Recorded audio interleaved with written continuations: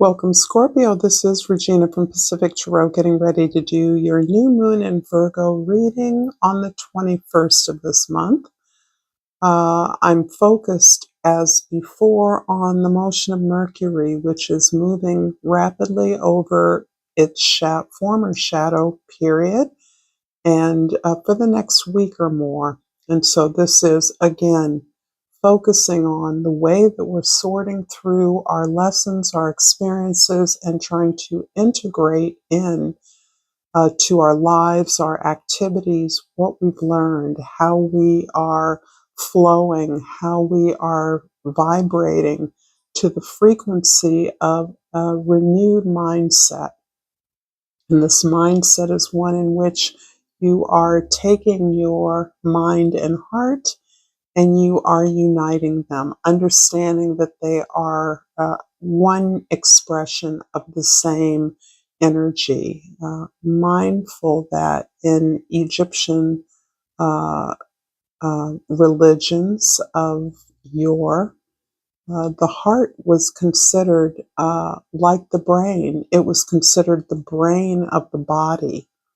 So this is the center, and this is the place you're moving from as you are discerning, evaluating, and looking over the way that you're going to focus your energies and resources towards your purpose, your mission, your service. The card that you received as the overall energy is the Emperor, and this is usually associated with Aries, but in this particular iteration that focuses on a serpent, a winged serpent. I feel like this speaks a little more directly to Scorpio overall. In other words, the work that you've had to do, the separation or detachment you've had to maintain from your feelings, sometimes from your material environment, in order to utilize your deeper abilities to research, to go underground, to look underneath, to solve mysteries. And the mystery of you is something that you are getting closer to understanding and being able to work with the energies that you have. Underneath the deck is the Empress, and this is indicating a beautiful balance between your divine feminine and divine masculine energies. So not only are you capable of asserting what you desire, but you're capable of receiving the rewards, the consequences, the recognition of your efforts. This can also point to a significant partnership, but all partnerships, all connections, all friendships are attracted or magnetized to you as a result of your own higher and deeper connection with self. And as many of you know, that is my philosophical position in general. Relationships are about how we mirror those that we're most connected to in a productive, healthy way, honest way. This is a reminder that this is a general reading, and if this does not resonate for you, then please check your other placements, as you will undoubtedly find messages there. I'm going to pull a card to get us started, and I have the serrated tortoise, and the keyword is longevity. No surprise, Scorpios are considered to be one of the longest lived, most vital signs of the zodiac. Your body is your temple. Make time for self-care and relax. Keep yourself grounded and you will go far. I am feeling less of a need to be grounded. I'm feeling more of a particular need for many Scorpios for you to relax. I feel like you are the recipient of so much energy from the universe that you absorb so effortlessly that you can become distracted by your anxieties about the well-being of others. This concerns you greatly, and this has been a theme for a little while. In your 10th house, the way others see you, your social identity, the Oracle of Columns is the Page of Wands. So here we have the delightful, fresh, beginner's mind, energy and enthusiasm for whatever it is that you have been working on, whatever it is you're pulling together. This is something you're not doing alone. It's something you eagerly are working with others to accomplish. You are as much a cheerleader, discerning what others need as you inspire and motivate them as you are inspired. In the first house, your mindset, the Temperance card. Oh, this is really referencing an entire journey of ups and downs that you have been able to ride through grace, through self-compassion, through the awareness and empathy that you effortlessly uh, share and communicate with others. This shows that this up and down journey that you have experienced, the extremes of activity or of temperature, temperament, are also gaining you that sense that you can be patient, that you're not in a hurry, that you are where you need to be now, and that your presence has an impact that sufficiently elevates the effort of others around you in achieving the upliftment of your community, your family, the world. This is about the upliftment, the improvement, the well-being of humankind. And you understand that your life, your effort is part of that general condition. Improving your life improves and impacts on the world. In the fourth house, the house of your foundation, your home, the Lover's card is really this energy of recognizing that all of your choices now reflect the experiences you've gained in life. This is the honing in of your discernment, the sharpening up of your ability to recognize the value and effort of something long term. Not looking for instant gratification or a quick fix or something that will make you feel good in the moment. You're looking at your home, your work, your foundation over the long haul. And as so often with Scorpio, I get an energy of some kind of cultural shaper, some kind of culture shaper, that your work, whatever your work is, affects your ancestors in particular. So as you honor your ancestors, your heritage, your culture of origin, your family of origin, you recognize at this point that they are not only helping you, but you are helping them. You are in the process of choosing what is going to benefit generations past and present. This is a very gifted, an incredible gift that you're receiving as a result of your own growth and efforts. In the seventh house, significant others, we have the Ace of Discs, which is the Ace of Pentacles. This is about an opportunity for abundance of some sort.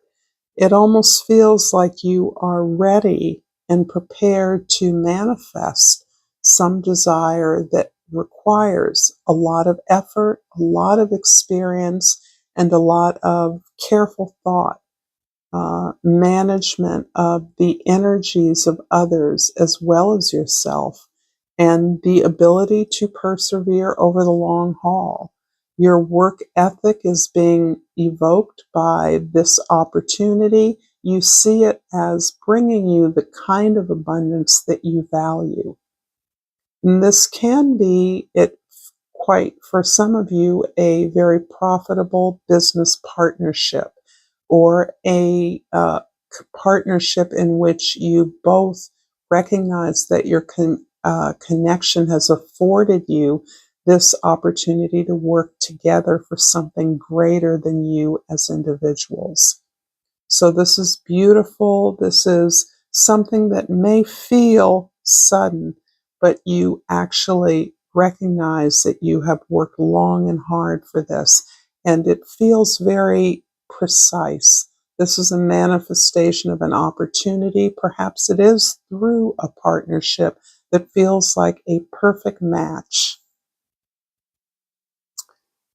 I want to also invite you that if this reading is resonating for you, please like this video, subscribe to my channel, Pacific Tarot.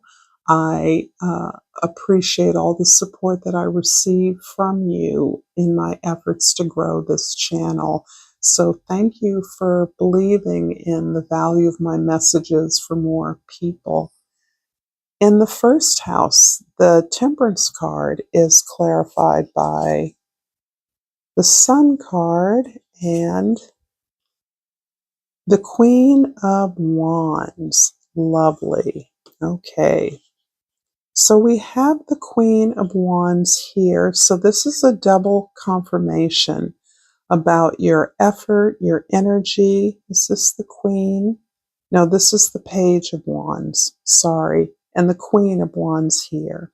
So yes, you are communicating to others your happiness, your sense of illumination, of being in the right place at the right time, of understanding how to maximize your happiness, your joy, how to work with a clear sense of purpose so that you elevate others into this level of enjoyment, of pleasure, of devotion. That is what then attracts more resources to you.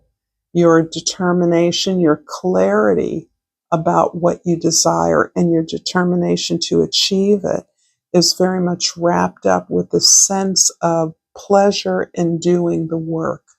This work brings me joy.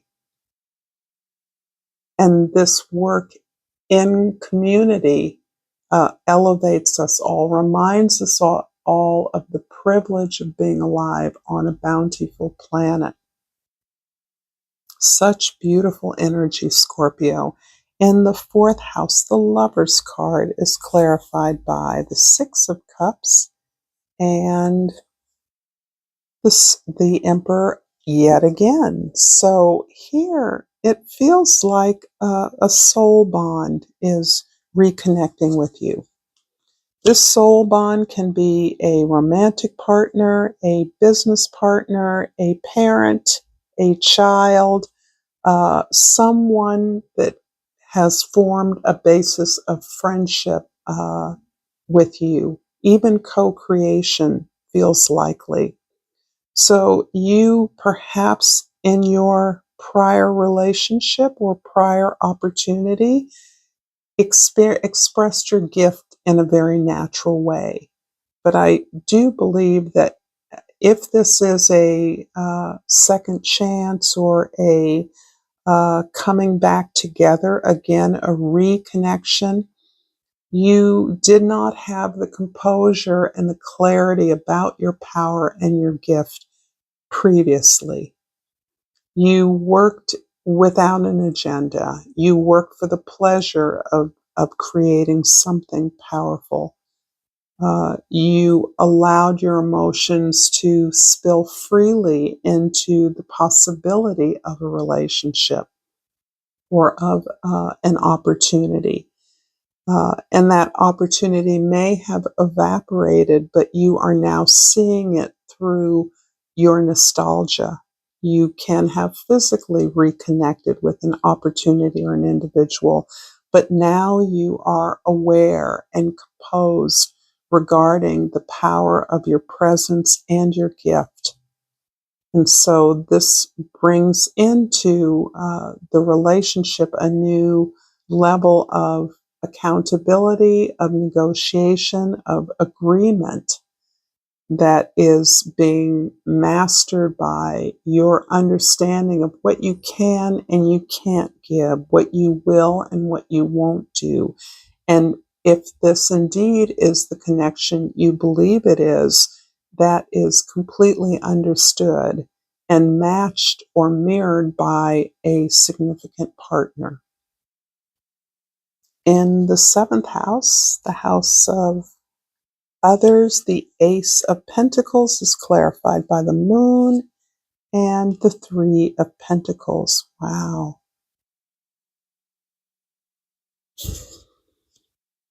I do feel like some mystery, something from the past, some experience that felt uncomfortable, that was a long held secret of some sort, is surfacing in a way that you are being provided with an opportunity to heal it, to redirect that energy into a positive, beautiful collaboration of some sort. This collaboration affects something useful and productive that you want to offer as an expression of this abundance, this seeking for abundance. This has to do with well-being and health of others, the freedom, the liberation, a release from the chains of the past. I hope this is making sense to some of you because I'm just letting this flow, but there is something that is turned to an opportunity through your efforts, the work that you've done to unearth this uncomfortable feeling, this secret experience, these undercover thoughts or behaviors that you had in the past been perhaps ashamed of. Some covering over of a trauma feels like this is the source of something that is productive, something that you're working on with others, and you are producing something as a result of this. Very exciting. In the 10th house, the Oracle columns or the Page of Wands is clarified by the Hermit and the Page of Cups. So lovely. So the Page of Wands and the Page of Cups are working together. This is heart.